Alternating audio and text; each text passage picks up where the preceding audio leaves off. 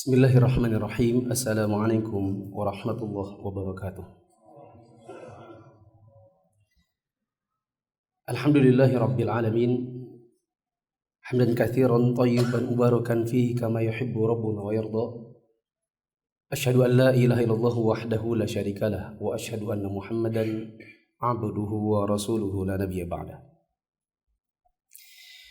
Jamaah yang dirahmati Allah, kita bersyukur kepada Allah pada malam hari ini bisa bertemu di salah satu dari rumah-rumah Allah, keluar dari rumah dalam rangka menuntut ilmu. Semoga Allah menjadikan kita orang-orang yang termasuk di dalam sabda Nabi sallallahu alaihi wasallam, "Man salaka tariqan yaltamisu fihi ilman, sahhalallahu lahu bihi tariqan ilal jannah." Barang siapa yang menempuh suatu jalan dalam rangka untuk mencari ilmu agama, maka Allah akan mudahkan jalannya menuju surga. Amin ya rabbal alamin. Jamaah yang dirahmati Allah, mungkin sebagian dari teman-teman kaget karena di pengumuman harusnya yang mengisi adalah Ustadz Khalif, dan beliau baru masuk pesawat, sehingga mungkin beliau baru akan sampai malam ini kira-kira pukul mungkin 9, sekitar jam 20-an lah. Ya, karena beliau belum sampai, maka mau tidak mau harus digantikan, dan semoga duduknya saya di hadapan jamaah yang dirahmati Allah tidak mengurangi sama sekali dari sisi niat teman-teman untuk mencari ilmu. Karena apa yang ingin saya sampaikan pada malam hari ini, insya Allah semoga bisa menjadi muqaddimah dari apa yang akan kita dapatkan nanti ketika diisi oleh Al-Ustadz Khaliful Hadi hafizahullah ta'ala.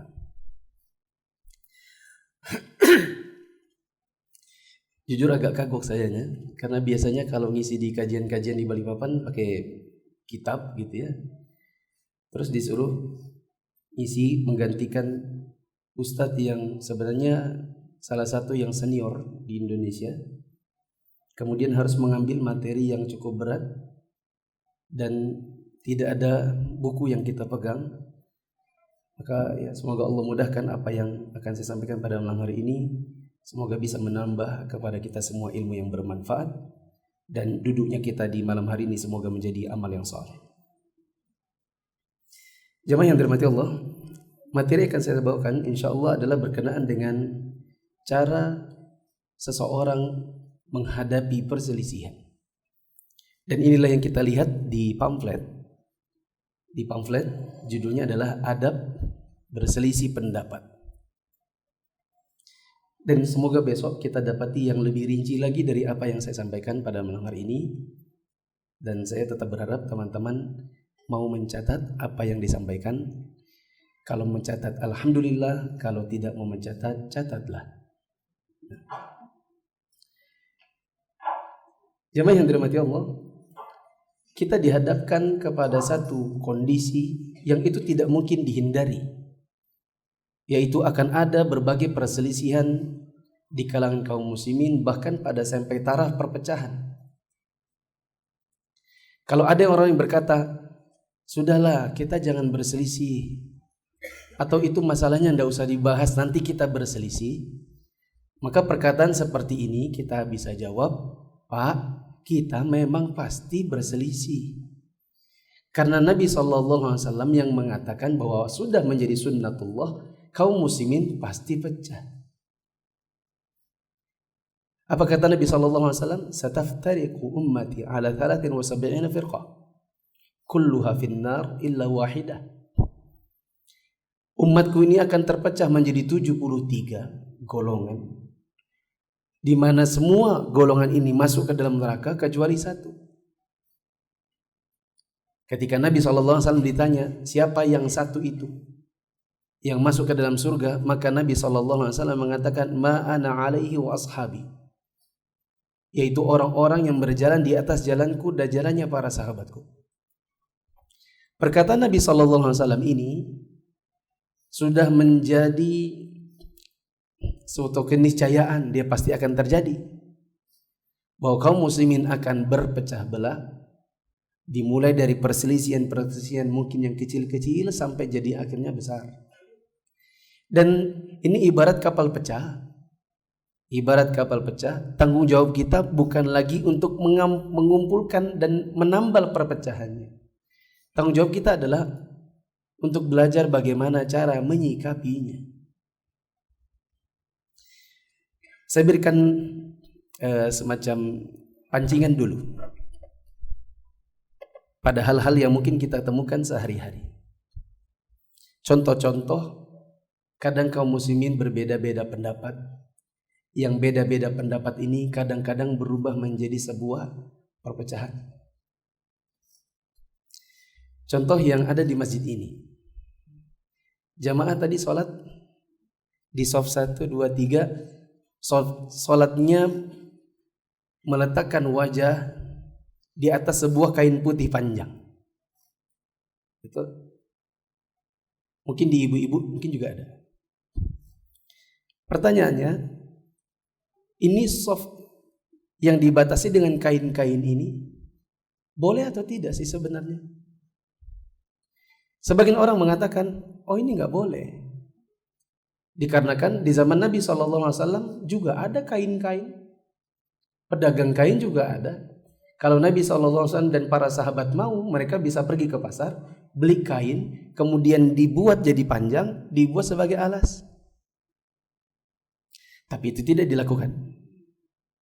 Adapun Nabi SAW dan para sahabat mereka sujud, dan dulu memang tidak ada keramik sehingga ketika mereka sujud jidatnya ada di atas tanah, bukan di atas kain. Sebagian lagi mengatakan, oh nggak apa-apa, ini kan bukan dimaksudkan untuk ibadah bagian dari sholatnya. Yang kita maksudkan ini adalah kalau ada kain ini, jadi karpet-karpet ini kan kalau nanti kotor sebulan, 2 bulan, ini yang dicuci nggak satu karpet semuanya, tapi cukup kainnya. Kalau ada kain putih, kaki kita di soft yang depan itu bisa sejajar. Karena kalau kakinya offside, kakinya agak ke belakang, nginjak kain putih, berarti kan softnya itu ada yang maju mundur. Dengan adanya kain putih, maka orang-orang di depannya si kain tidak akan menginjak itu kain. Jadi softnya lebih rata. Jadi ini bukan bagian dari ibadahnya kok. Ini bagian dari sekedar manajemen masjidnya. Muncul satu permasalahan. Masalah yang lain, di depan kita ada mimbar. Mimbar di depan kita ini, kalau jamaah pernah naiki dia gitu ya, menjadi khotib, berapa itu? Berapa tangganya? Nah, sekali naik tak langsung nyampe. Dan badannya si khotib tertutup dengan dinding. Kita menamakan ini mimbar podium. Di zaman Nabi SAW, mimbar yang dinaiki Nabi SAW adalah bentuknya 3 anak tangga. Nabi terbiasa berdiri di atas tangga yang kedua, duduk di antara 2 khutbah, beliau duduk di tangga yang ketiga. Maka sebagian orang mengatakan, mimbar seperti ini tidak sesuai dengan sunnah. Ini harusnya diganti nih. Berapa sih harga mimbar kayu? Masa besar-besar kayak gini? Yang benar itu seperti Nabi SAW. Lalu sebagian lagi mengatakan, oh tidak apa-apa pakai podium. Dikarenakan kan dulu Nabi SAW itu didatangi perempuan. Perempuan itu punya budak. Budaknya itu punya kemampuan untuk bikin kerajinan kayu. Maka si perempuan itu menawarkan kepada Nabi SAW, bagaimana kalau digantikan mimbar yang ada. Karena mimbar yang ada saat itu adalah Nabi SAW biasa bersandar pada 1 batang kayu. Nah, dibuatkan biar lebih tinggi dengan 3 anak tangga, buat Nabi naik di atasnya. Tapi Nabi tidak menentukan harus 3 tangga kah, 2 tangga kah. Nah, mesti seperti itu. Ada yang mengatakan demikian. Ya. Sebagai tambahan pengetahuan bahwa wanita ini ketika akhirnya dia menyuruh budaknya yang ahli di bidang kayu membuatkan 3 anak tangga, kemudian mimbarnya didatangkan kepada Nabi SAW, batang kayunya dipindahkan. Batang kayu ini mengeluarkan suara seperti unta, bahkan melahirkan. dikarenakan kesedihannya karena dia akan dipisahkan dari Nabi SAW yang selama ini mendudukinya atau menyandarinya. Ada lagi misalnya di masjid ini enak nih bicara yang kelihatan. Di masjid ini misalnya ada cekungan ke dalam di bagian imam. Kita menamakannya mihrab. Sebagian orang ada yang mengatakan yang benar di zaman Nabi SAW itu kalau bangun masjid ya rata. Jadi kalau pakai mihrab begini ini nggak sesuai dengan sunnah. Ada lagi yang mengatakan ya di zaman Nabi kan nggak ada sound system. Di zaman Nabi kan orang ya teriak keras begitu. Adapun sekarang butuh sound system. Kalau butuh sound system lalu kemudian sound systemnya ditaruh di luar nanti hilang. Makanya dibuatkanlah ruangan-ruangan di kanan dan di kiri. Dibuatkan pula pintu yang nanti bisa tembus ke tempat wudhu. Sehingga kalau imamnya batal, imamnya bisa lari ke tempat wudhu. Berpisah lagi atau berpecah dan berselisih lagi sebagian kaum muslimin. Dulu gak ada sutroh kayu seperti yang di belakang-belakang. Dan itu sekarang menjadi pembicaraan di antara kaum muslimin. Di zaman Nabi SAW sutroh itu seadanya. Kalau Nabi ada tombak. Kalau adanya pelana kuda maka dari atas kuda diturunkan lalu kemudian dijadikan sebagai sutroh. Kalau adanya tembok ya tembok. Adapun kalau di zaman sekarang sebagian orang menyengaja untuk membuat kerajinan dari kayu dibentuk seperti kubah masjid atau rata, ada pegangannya lalu kemudian ditaruh di depan orang sholat sebagai sutroh. Jadilah sutroh kayu yang sengaja dibuat. Sebagian lagi mengatakan, loh ya enggak apa-apa dong. Kan sholat pakai sutroh itu kan sunnah. Berarti kalau kita buatkan sutroh-sutrohan dari kayu, berarti kan itu mengantarkan dan memudahkan orang mengerjakan sunnah. Kaum muslimin berpecah lagi. Ada lagi misalnya, kalau selesai sholat Jumat, ada DKM yang berkata kepada bapak-bapak, mari kita mensolatkan jenazah secara gaib. Dikarenakan ada saudara kita di Jawa sana, dia menitipkan di keluarganya di sini agar disolatkan oleh kaum muslimin. Sebelum saya lanjutkan, mohon mobil H7715 AM dipindahkan karena ada yang mau keluar. Sampai mana tadi? Salat jenazah gaib. Ada yang mengatakan nggak ada itu sholat jenazah seperti itu. Bukankah satu-satunya yang disolatkan di zaman Nabi SAW itu Raja Najasyi? Dan Najasyi itu kalau disolatkan Nabi SAW kan pasti ada sebuah sebab. Ada lagi yang mengatakan nggak apa-apa dong. Ya, itu kan sebagai bentuk doa. Ada lagi yang mengatakan oh Raja Najasyi itu dulu disolatkan Nabi SAW karena dia adalah seorang yang punya peran besar dan berjasa bagi kaum muslimin. Ada pun yang di Jawa itu siapa? Ada lagi mengatakan Raja Najasyi itu disolatkan oleh Nabi SAW dikarenakan dia adalah pemimpin kaum muslimin. Yang di Jawa sana siapa? Ada lagi yang mengatakan oh tidak, Raja Najasyi itu disolatkan oleh Nabi karena dia adalah satu-satunya muslim di negerinya, yang di sana rakyatnya adalah orang kafir. Sehingga tidak ada yang mensolatkan dia di negerinya. Yang di Jawa sana memang tidak ada yang mensolatkan. Terjadi perselisihan di kalangan kaum muslimin. Ya. Kemudian ada juga kalau di zaman sekarang kita sering dengarkan perselisihan tentang misalnya seputar hukum-hukum berkenaan dengan akhwat. Ya. Seperti safarnya akhwat tanpa mahram. Bolehkah seorang akhwat berangkat haji tanpa mahram? Berangkat umroh tanpa mahram boleh atau tidak? Nah, jamaah yang dirahmati Allah, kata Syekh bin Baz, perselisihan ini timbul dikarenakan 3 sebab. Timbul perselisihan di kalangan kaum muslimin dikarenakan 3 sebab.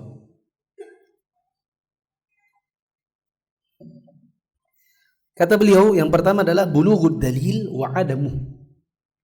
Sampai atau tidaknya dalil. Kemudian beliau mengatakan wadzalika li'anna al-mas'alata qad yakunu fiha adillatun katsirah yakhfa ba'daha 'ala ba'din nas wa qad takunu mas'alatun laysa fiha illa adillatin qalilah takhfa 'ala ba'din nas. Kata beliau, bisa jadi ada sebagian masalah agama yang di dalam masalah ini ada banyak dalil. Sehingga karena banyaknya dalil, kaum muslimin sudah paham. Ya, meskipun kalau mungkin ada sedikit orang yang tidak mengetahui dalil-dalil ini, tapi secara umum orang mengetahuinya sehingga ikhtilaf bisa hilang.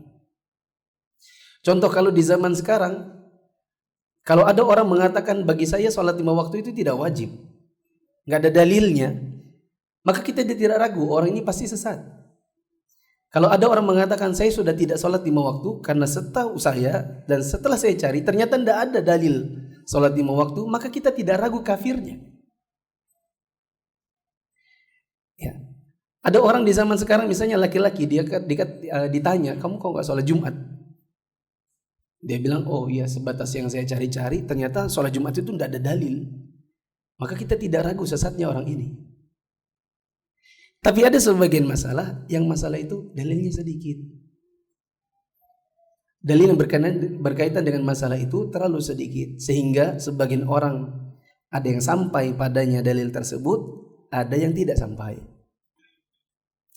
Contoh tadi, safar tanpa mahram. Wanita safar tanpa mahram. Dalil yang paling kita sering dengar adalah sabda Nabi sallallahu alaihi wasallam, la tusafirul mar'atu illa ma'adhi mahram. Tidak boleh seorang wanita safar tanpa mahram. Tapi kita jarang dengar ternyata ada riwayat dalam riwayat Al-Imam Al-Bukhari bahwa setelah Nabi SAW wafat, di antara istri-istri Nabi ada yang mau pergi haji.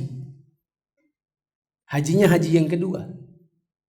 Tapi karena tidak ada mahramnya, maka mereka minta izin kepada Umar. Umar mengizinkan istri-istri Nabi, oke, boleh berangkat dengan syarat harus ada pendampingnya. Maka diutuslah Utsman bin Affan dan Abdurrahman bin Auf.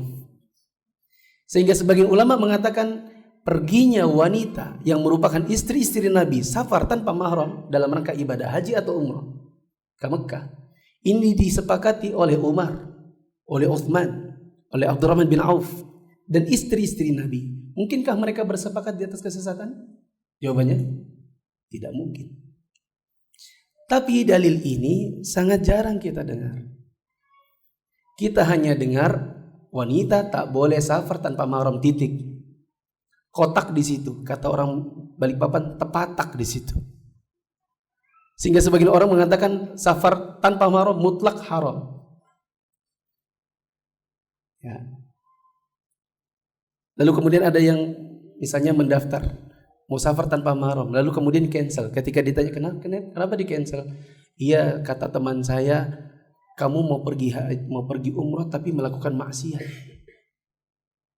Maka kita jawab balik, oh berarti para wanita-wanitanya Nabi, istri-istri Nabi semua memahami bahwa mereka sedang berangkat haji kedua yang statusnya sunnah dengan menggunakan jalur maksiat. Pintar mana? Kita atau istri-istri Nabi? Pintar mana? Umar bin Khattab, Abdurrahman bin Auf, Utsman bin Affan yang menyepakati untuk menemani istri-istri Nabi pergi ke Mekah, atau kita di zaman sekarang? Nah, kembali kepada sebab yang pertama. Ada sebagian dalil yang sampai pada kita, tidak sampai kepada sebagian yang lain. Ini yang akhirnya menyebabkan perselisihan. Ya. Meskipun kalau ditanya, lalu apa Ustaz kesimpulannya? Oh, saya jawab dulu ya kesimpulannya. Tapi kesimpulan ini sebatas yang saya pahami atau yang saya ambil pendapatnya. Adapun jamaah apabila berbeda pendapatnya apa? Yang tadi dulu, soft pakai kain boleh. Selama tidak meyakini lebih sempurna bila ada kain. Khutbah pakai podium boleh. Khutbahnya Mufti Saudi pakai podium. Khutbahnya guru kami Syekh Sa'ad Asy-Syadzili juga pakai podium. Khutbahnya Syekh Shalih bin Fauzan podium. Bukan 3 anak tangga. Desain pakai mihrab insya Allah boleh. sutroh kayu, insya Allah boleh. Salat jenazah gaib, insya Allah tidak bisa dilakukan kecuali orang yang 1 dari 3 punya peran besar bagi Islam, pemimpin kaum muslimin, atau orang yang tinggal satu-satunya di negeri kafir dan tidak dimusolatkan di sana. Adapun orang tinggal di Indonesia, di Jawa, sudah disolatkan, bukan pemimpin kaum muslimin, bahkan tidak punya peran sama sekali, malah dia premannya misalnya, maka orang ini tidak usah disolatkan gaib. Adapun safar tanpa mahram, maka ini hanya melihat 2. Pertama, safarnya karena kebutuhan syar'i. Yang kedua, diyakini tentang keamanannya. Misal perempuan pergi safar ke Samarinda sendirian malam-malam lewat tol bawa mobil, aman atau tidak? Tidak aman insya Allah. Maka tidak boleh baginya safar tanpa mahram. Wanita pergi ke Jakarta tengah malam naik pesawat sampai di Bandara Soekarno-Hatta, belum lagi dia mau pergi kemana, tidak ada keluarga yang menjemput, bolehkah dia pergi safar tanpa mahram? Tidak boleh.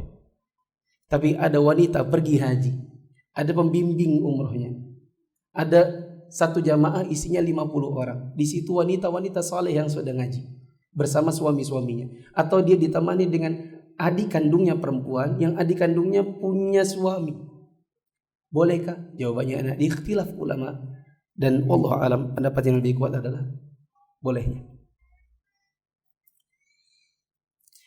Cuma mungkin pendapat ini tidak populer. Kenapa tidak populer? Kembali kepada sebab nomor 1.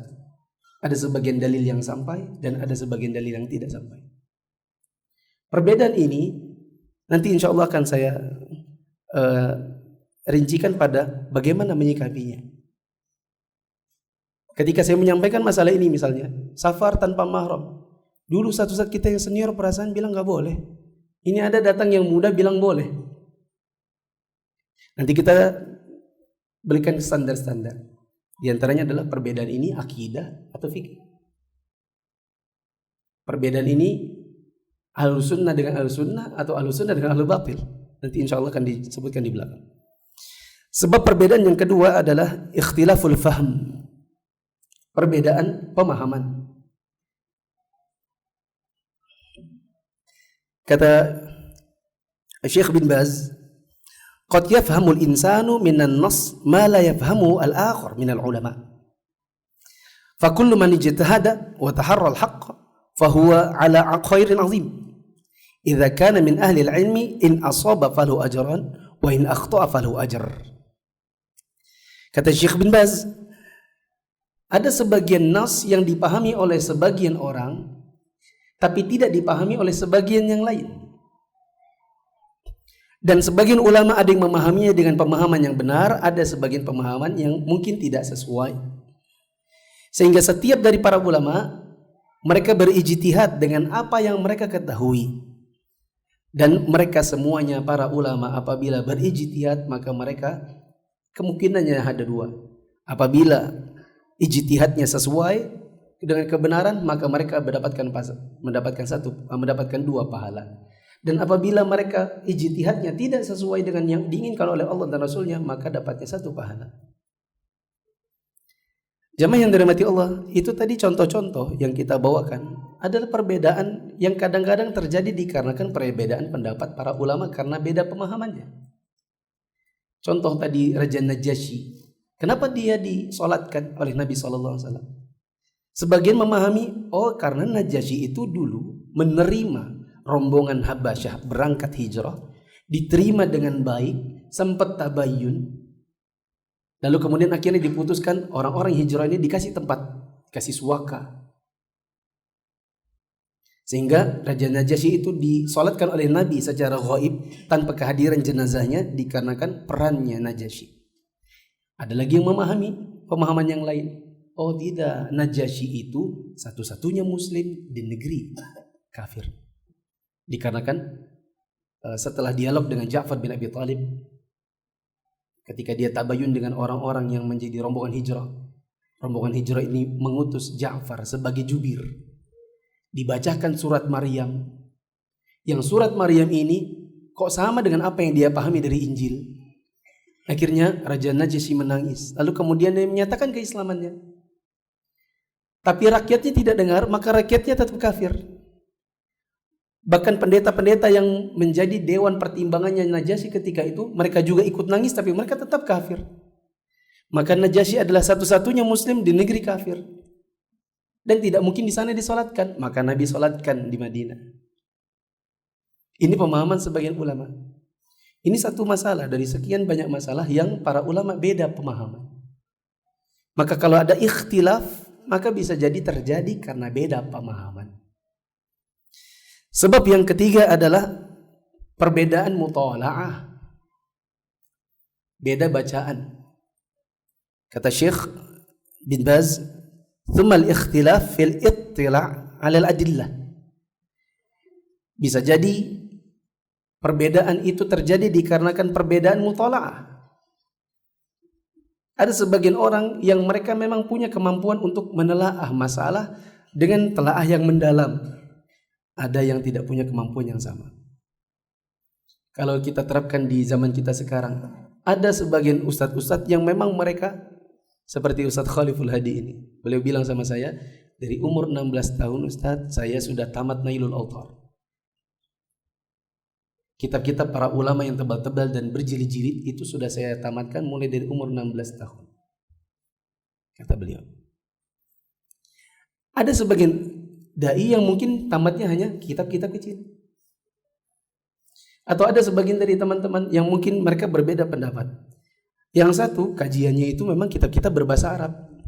Yang satu hanya punya kemampuan baca kitab Indonesia. Tentu beda mutolaahnya.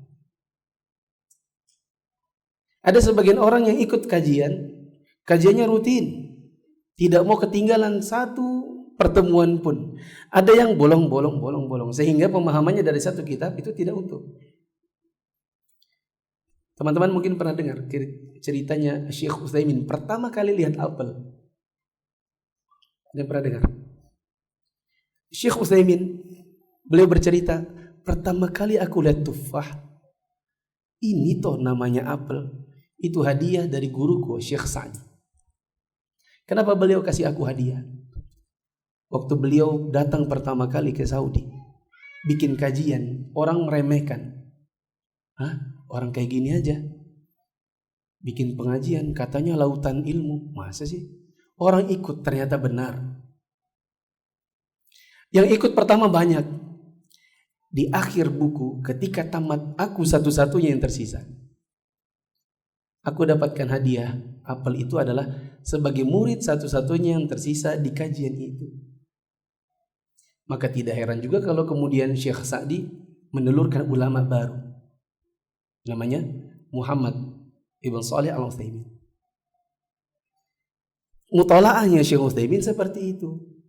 Sebagian orang ada yang tidak mempunyai kemampuan seperti itu. Lalu kemudian kalau ada perbedaan pendapat terjadi dikarenakan perbedaan mutalaah.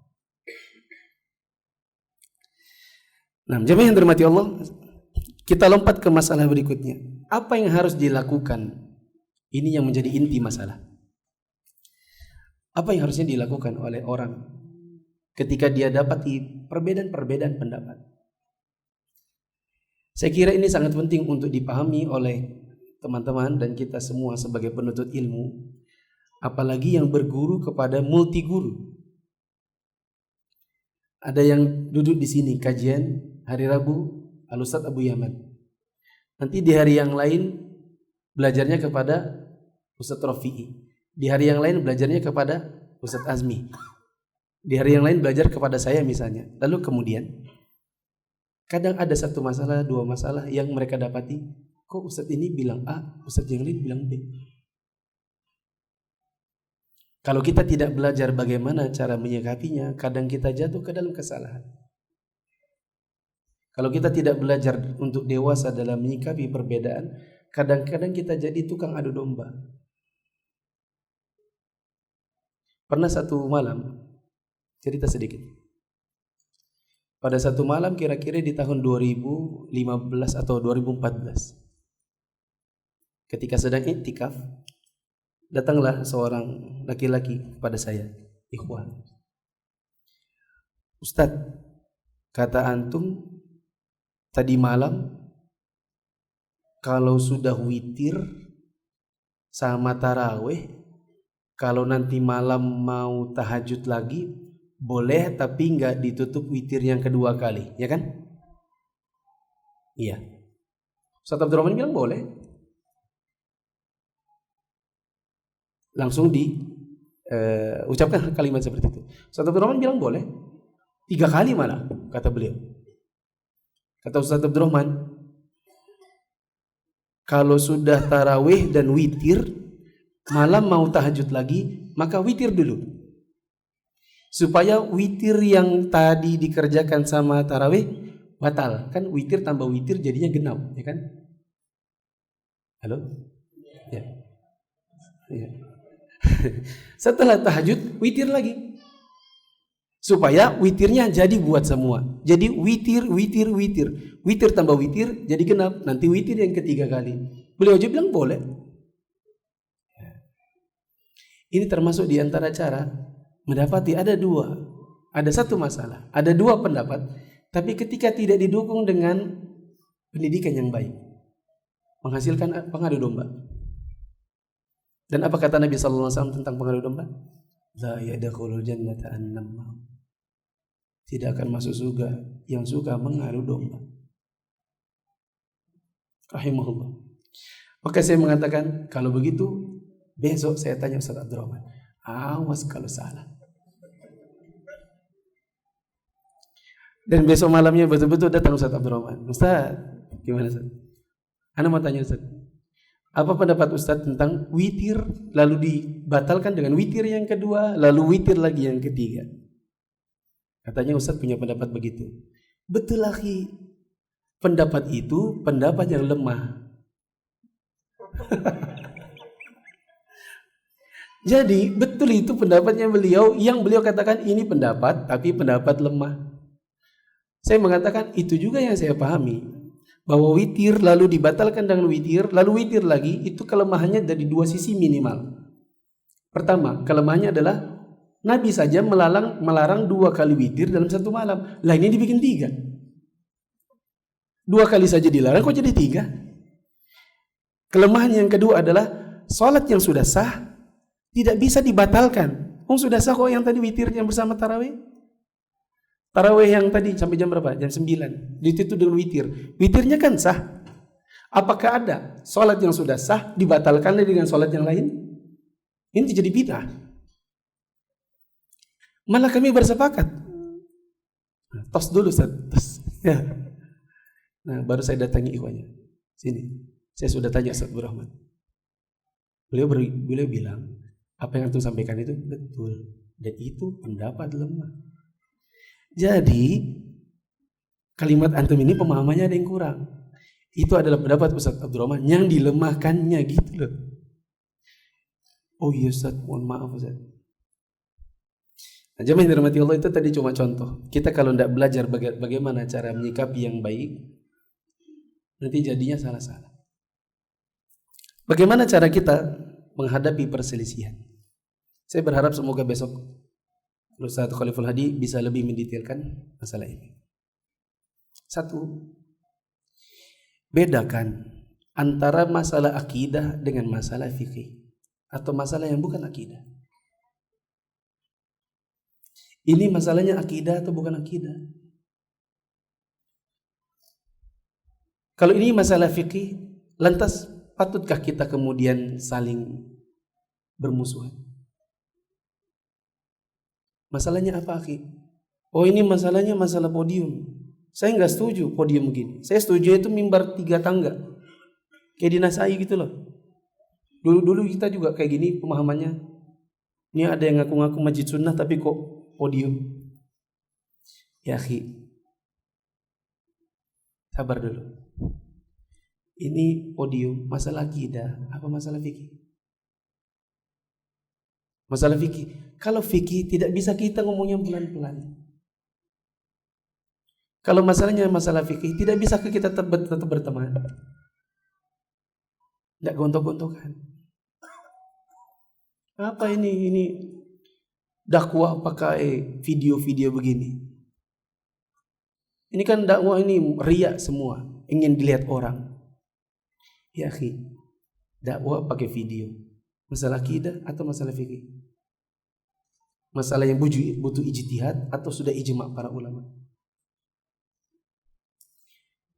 Oh, ini masalah ijtihad. Kalau masalah ijtihad, tidakkah bisa kita tetap ngomong pelan-pelan, tetap berteman, tidak marah-marahan sambil membahas, melihat bagaimana ijtihad para ulama dalam masalah ini.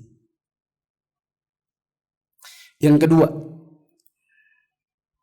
kalau ini masalah akidah, maka dilihat apakah ini pokok atau cabang. Kalau ini masalahnya akidah, kita lihat apakah ini masalah pokok atau cabang.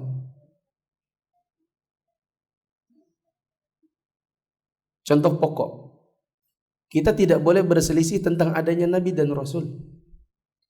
Kalau ada orang mengatakan tidak ada Nabi dan Rasul, maka dia kafir. Tapi kemudian ada masalah yang diperselisihkan para ulama. Nabi dan Rasul itu sama atau beda? Sebagian ulama ada yang mengatakan Nabi Rasul sama. Nabi ya Rasul, Rasul ya Nabi. Nggak ada bedanya. Itu hanya beda istilah saja. Itu apa namanya? Sinonim. Nabi ya Rasul, Rasul ya Nabi. Sebagian lagi ada yang mengatakan tidak, Nabi dan Rasul itu beda. Nabi itu diberi wahyu untuk dirinya, tidak ada kewajiban untuk mendakwahkannya. Untuk Rasul dikasih wahyu buat dirinya, diberi kewajiban untuk mendakwahkannya. Maka Nabi pertama Nabi Adam, Rasul pertama Rasul Nuh. Tidak semua Nabi Rasul, tapi semua Rasul pasti Nabi. Ini ada ikhtilaf di antara para ulama. Terus pantaskah kita berkelahi hanya dikarenakan masalah ini sebenarnya Nabi dan Rasul itu satu ataukah beda? Kita baru bisa gontok-gontokan. Kita baru bisa mengatakan, wah kita sudah beda. Itu kalau yang satu mengatakan aku percaya ada Rasul, yang satu lagi mengatakan tidak percaya Rasul. Bedakan antara ini adalah pokok akidah dengan satu pokok akidah lalu ada cabangnya yang memungkinkan ikhtilaf di sana. Ketiga, bedakan apakah ini ikhtilafnya mu'tabar atau tidak mu'tabar. Ikhtilaf ini mu'tabar atau ghairu mu'tabar.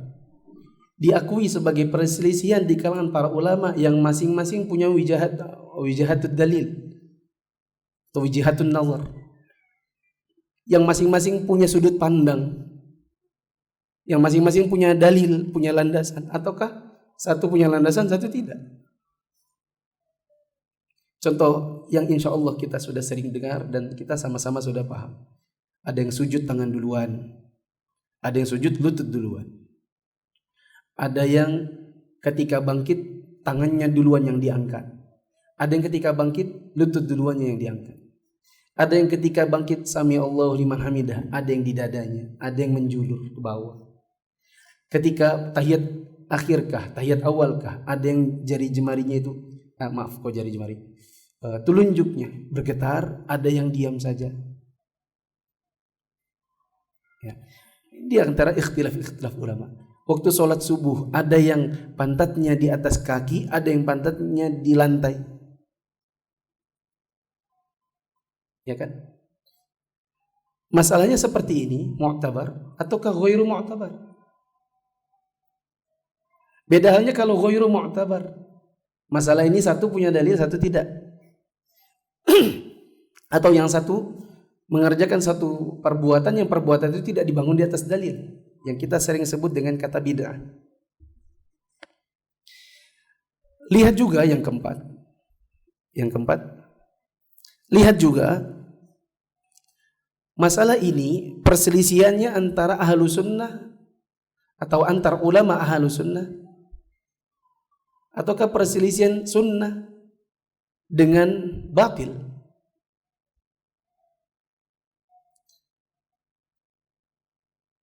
Kemudian yang kelima, lihat juga posisi ada orang yang merupakan ahlu sunnah tapi jatuh ke dalam kesalahan, dengan ada ahlul batil tapi suatu ketika dia mengatakan kebenaran. Kata Syekh Ibrahim Ar-Ruhaili dalam salah satu muhadharah beliau di kota Solo, saya ingat beberapa tahun yang lalu, di hadapan para dai, ketika ada seorang yang bertanya, entah melalui kertas atau yang lainnya, ada yang bertanya tentang suatu masalah, beliau berpesan di ujung jawaban beliau. Beliau berkata begini, kalian ahlu sunnah harus membedakan antara seorang ahlu sunnah yang kadang bisa jatuh ke dalam kesalahan dengan ahlul batil yang kadang-kadang mengatakan kebenaran. Lebih utama seorang ahlu sunnah yang bisa jatuh ke dalam kesalahan karena pola pikirnya benar, ketimbang orang yang memang ahlul batil yang pola pikirnya salah sedari awal meskipun kadang-kadang ada sisi kebenaran. Yang ke berapa? Yang keenam, ketika terjadi perselisihan, lihat kapasitas diri sendiri. Lihat kapasitas diri sendiri. Manusia itu dibagi jadi 3. Kita masuk yang mana? Manusia itu dibagi jadi 3 dari sisi keilmuan. 1, ulama.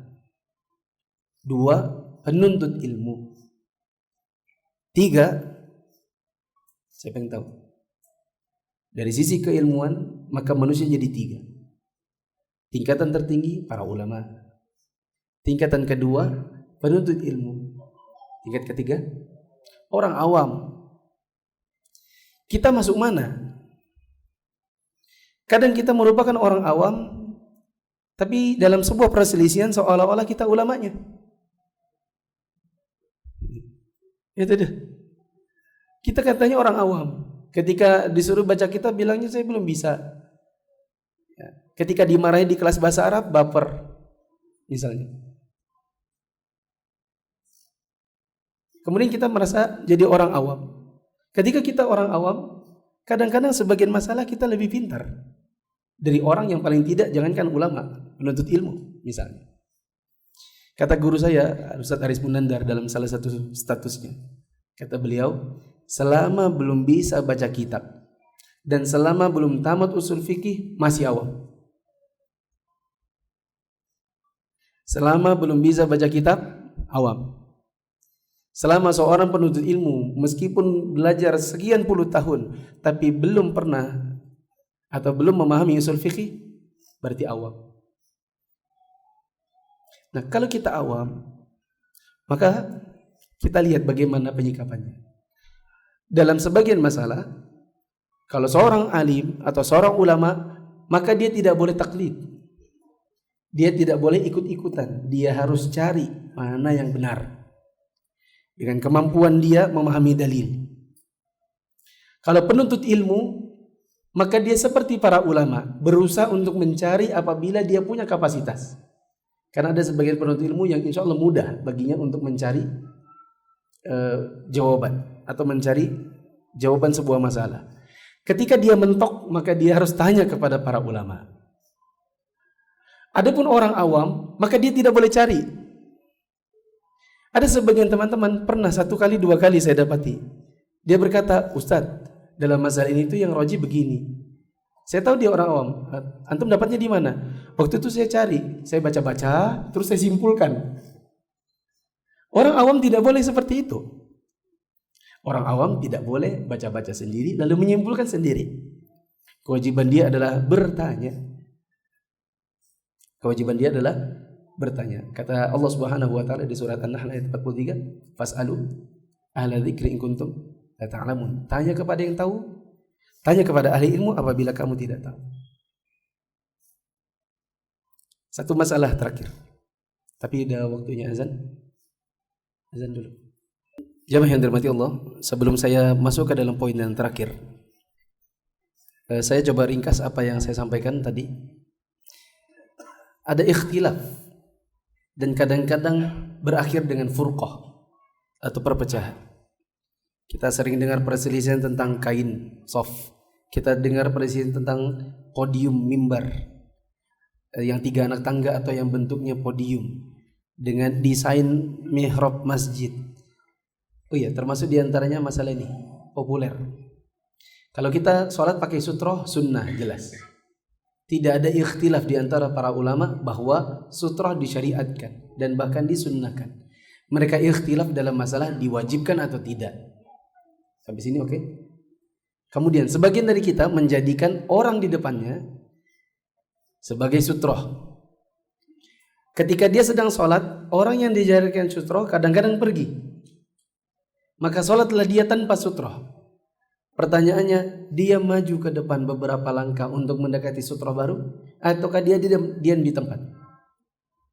Ini juga ikhtilaf di antara para ulama. Saya bahkan pernah terlibat, ya sangat disayangkan, agak sedikit adu mulut dengan ada satu teman, dikarenakan ketika Syekh menjawab tentang masalah ini, beliau mengatakan begini dan begitu. Kebetulan teman itu saya lihat dia pergi ke kamar mandi. Ketika pulang dia dapati jawaban Syekh ternyata tidak sama dengan yang dia pahami selama ini. Ketika saya menyampaikan bahwa Syekh tadi mengatakan begini dan begitu, tadi antum keluar, ya. Gitulah. Ini contoh apa? Kadang-kadang ada perselisihan yang sebenarnya masalah kecil, kemudian jadi besar manakala kita tidak betul-betul belajar cara menyikapinya. Termasuk juga safar tanpa mahram, ini masalah yang mungkin tidak populer di kalangan jamaah kecuali safar tanpa mahram haram. Lalu kemudian ketika dikaji, termasuk jujur pendapat ini tentang safar tanpa mahram pertama kali saya dengar justru dari Ustaz Khaliful Hadi tahun 2017 ketika kami diskusi tentang bolehkah menerima jamaah tanpa mahram, tapi masuk dalam satu rombongan. Saya termasuk yang tidak boleh, beliau termasuk yang boleh. Apa dalilnya? Disebutkanlah riwayat yang saya sebutkan tentang izinnya Umar dan sebagian sahabat menemani istri-istri Nabi. Jemaah yang dirahmati Allah, terus saya sampaikan tadi sebab-sebab perbedaan atau perselisihan. Ada kalanya sebabnya adalah beda sampai dan tidaknya dalil. Kadang-kadang perselisihan itu timbul dikarenakan perbedaan pemahaman, dan kadang-kadang perselisihan itu timbul dikarenakan perbedaan mutalaah, kemampuan untuk menelaah dalil. Terus saya sampaikan tadi ada beberapa hal yang perlu diperhatikan saat terjadi ikhtilaf. Bedakan, ini masalah akidah ataukah masalah bukan akidah. Apabila ini masalah akidah, bedakan ini pokok atau cabang.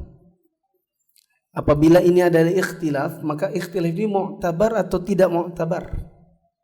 Ini perselisihan antara sunnah atau dengan yang tidak sunnah ataukah seperti apa?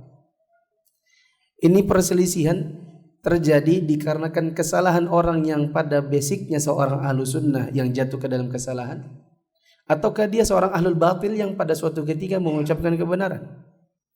Bedakan lagi pada diri kita dalam sebuah perbedaan atau dalam sebuah permasalahan, kita ini ulama, penuntut ilmu ataukah orang awam.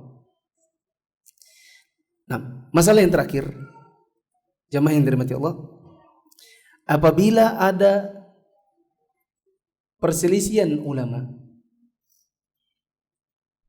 yang kita lihat dalilnya sama-sama kuat,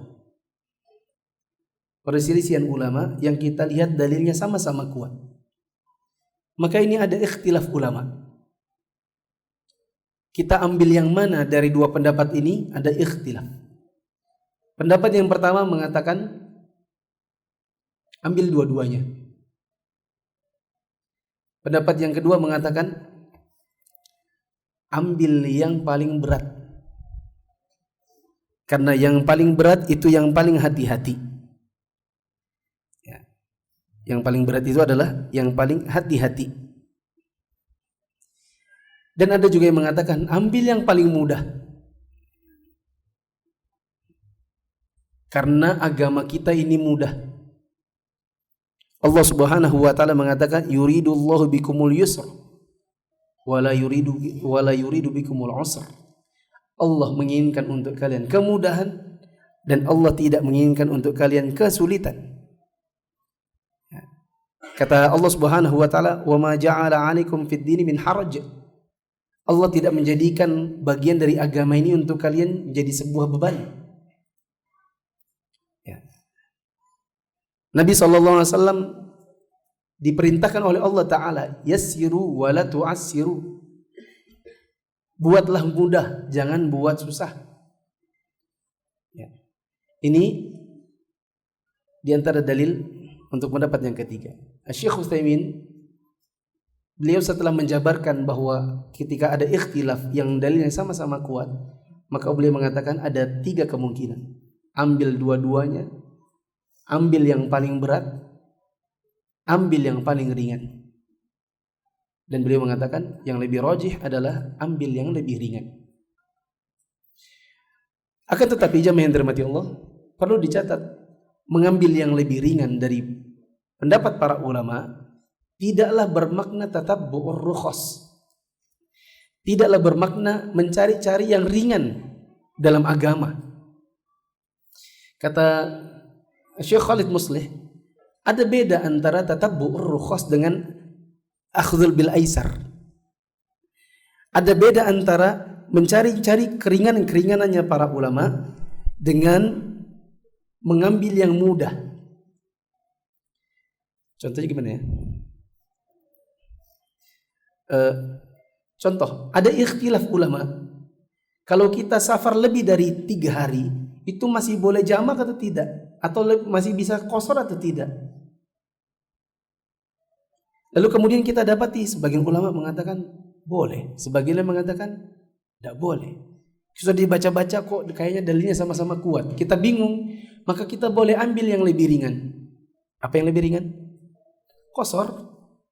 Enggak apa-apa. Bisa jadi kita qasar lalu teman kita mengatakan kamu ini tatabbu'ur rukhas, mencari-cari yang ringan. Dan ada yang mengatakan di antara para ulama, man tatabba'a rukhasal ulama faqad tazandaqa. Orang yang mencari-cari apa yang ringan dari para ulama itu jadinya zindik. Kamu zindik berarti. Ya. Maka kita katakan beda. Bedanya di mana? Cari-cari yang ringan itu biasanya cari yang sesuai hawa nafsu. Adapun mengambil ijtihad ulama yang ringan, maka itu kemudahan bagi orang-orang awam yang tidak sanggup mengkaji dalil. Wallahu a'lam bishawab. Karena di TV ditulis waktunya salat Isya, ya, berarti kita cukup kajian ini tanpa tanya jawab. Saya hanya sekedar mengisi kekosongan karena Ustadz Khaliful Hadi belum sampai. Insya Allah mungkin setengah jam lagi beliau sampai. Insya Allah kita besok ketemu di Sabtu subuh, ada kajian beliau di Ponpes Darul Hufaz. Kemudian Sabtu malam di As-Salam Bandara. Kemudian hari Ahad subuh di Mushola Imam Ahmad bin Hanbal Kampung Timur. Dan hari Ahad Ahad pagi lagi insya Allah di As-Salam Bandara. Oh ya jamaah yang dirahmati Allah, saya beri informasi sedikit biar tidak salah informasi. Ustadz Khaliful Hadi ke Balikpapan ini bukan safari dakwah. Memang di pamflet ditulis safari dakwah. Beliau ke sini bukan safari dakwah. Beliau ada urusan sama saya karena kami di antara orang-orang yang gagal berangkat haji kemarin karena habisnya visa, atau kalaupun ada visa uangnya terlalu besar. Qadarullah, intinya saya dan jamaah tidak jadi berangkat haji. Dan besok kami ada pertemuan dengan jamaah haji untuk menyelesaikan hak dan kewajiban travel dengan jamaahnya. Jadi datang ke sini bukan untuk urusan dakwah sebenarnya, begitu ya. Jadi kalau di pamflet ditulis safari dakwah, sebenarnya tidak seperti itu. Tapi ada urusan yang lain, tapi memanfaatkan waktu maka diisi dengan kajian-kajian. Subhanakallahumma wa bihamdika asyhadu an la ilaha illa anta astaghfiruka wa atubu ilaik. Wassalamualaikum warahmatullahi wabarakatuh.